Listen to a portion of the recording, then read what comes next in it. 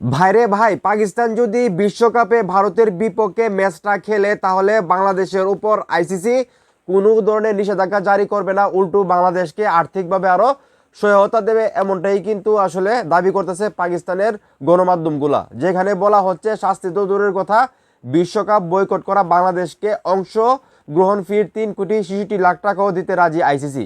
মানে বিশ্বকাপে অংশগ্রহণ করলে যে ফিটা দেওয়া হয় সেটাও আইসিসি দিতে রাজি আছে। জাস্ট বাংলাদেশের বুলবুল ভাইকে বলা হচ্ছে কোনোভাবে আসলে পাকিস্তানকে রাজি করানোর জন্য ভারতের বিপক্ষে যাতে টি-20 ম্যাচটা পাকিস্তান খেলে। ভাই আমি কিন্তু আগেই বলছিলাম যেখানে আসলে বাংলাদেশের কোনো কাজ নাই, মিটিং হওয়ার কথা আইসিসি এবং পাকিস্তান ক্রিকেট বোর্ডের, সেখানে বাংলাদেশের বোর্ড প্রেসিডেন্ট আমিনুল ইসলাম বুলবুল ভাইকে পাকিস্তান নেওয়ার উদ্দেশ্য কি?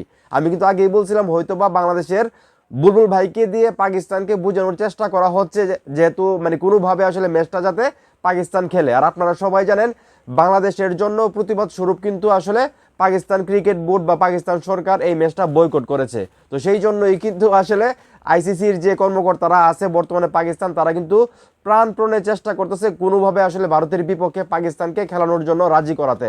কারণ এটা যদি রাজি করাতে না পারে তাহলে আইসিসির প্রায় 6,000 কোটি টাকার মতো লস হবে, এবং সেই সঙ্গে কিন্তু তাদের সঙ্গে যে চুক্তি আছে বিভিন্ন স্যাটেলাইট চ্যানেলগুলোর সবগুলা কিন্তু আসলে বাতিল হয়ে যাবে, এবং ভারত ক্রিকেট বোর্ডের কিন্তু অনেক টাকা লস হয়ে যাবে, সেটা সবাই জানেন। তো এটা নিয়ে আলোচনা করার কিছু নাই। আমি যেটা বলতেছি, আজকে যখন খবর পাইলাম যে আমাদের বুলবুল ভাই অলরেডি পাকিস্তান আছে, আইসিসির সঙ্গে মিটিং করবে, তখনই কিন্তু আমার মাথায় চলে এসেছিল এই ঘটনাটা যে হয়তোবা বুলবুল ভাইকে দিয়ে তারা চেষ্টা করবে পাকিস্তানকে রাজি করানোর জন্য। তো আসলে একটাবার চিন্তা করে দেখেন, বাংলাদেশ এবং পাকিস্তান আইসিসি বা ভারত ক্রিকেট বোর্ডের বিরুদ্ধে যে প্রতিবাদরা গড়ে তুলছে, মানে এই দুইটা দেশ মিলেই কিন্তু আইসিসিকে আকাশ থেকে মাটিতে ফালাই দিছে। এখন চিন্তা করে দেখেন, বাংলাদেশ পাকিস্তানের সঙ্গে যদি অস্ট্রেলিয়া বা ইংল্যান্ডের মতো আরও একটা বড় দেশ মানে যুগ থাকতো বা তারাও যদি প্রতিবাদ করতো এই বিষয়গুলো নিয়ে, তাহলে কিন্তু আইসিসি বা ভারত ক্রিকেট বোর্ডের কিন্তু কোনো কিছু করার থাকতো না। যেখানে শুধু পাকিস্তান একটা ম্যাচের মাধ্যমে আইসিসিকে এইভাবে মানে আকাশ থেকে মাটিতে নামিয়ে আনছে, তাদের মাথা একদম নষ্ট হয়ে গেছে, তারা পায়ে পর্যন্ত ধরতেছে কোনোভাবে আসলে ম্যাচটা খেলানোর জন্য।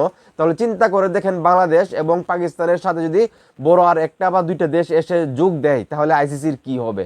তো যাই হোক, দিন শেষে দেখা যাক পাকিস্তান ভারতের বিপক্ষে খেলে কিনা। কারণ এখন কিন্তু আইসিসি মানে জান প্রাণ দিয়ে চেষ্টা করতেছে, এবং তারা কিন্তু যে কোনো ধরনের সুযোগ সুবিধা পাকিস্তানকে এবং বাংলাদেশকে দিয়ে হলেও তারা আসলে এই ম্যাচটা খেলাতে চায়। তো এখন এই মুহূর্তে যারা আমার এই ভিডিও দেখতেছেন, এই যে আইসিসি অতটা আসলে অসহায় হয়ে গেল, ভারত ক্রিকেট বোর্ড এই যে এতটা অসহায় হয়ে গেল যে তারা বাংলাদেশকে কোনো ধরনের নিষেধাজ্ঞা দেবে না, উল্টো আরো বাংলাদেশকে টাকা পয়সা দিয়ে তারা আরো সাহায্য করবে। তো এই বিষয়গুলোকে আপনারা কিভাবে দেখতেছেন সেটা অবশ্যই কমেন্ট করে জানাবেন। এবং পাকিস্তানের সিদ্ধান্তে জয় লাভ করছে কিনা, বাংলাদেশের সিদ্ধান্তে জয় লাভ করছে কিনা, আপনাদের কি মনে হয় সেটা অবশ্যই কমেন্ট করবেন। ভিডিওটা ভালো লাগলে অবশ্যই শেয়ার করবেন।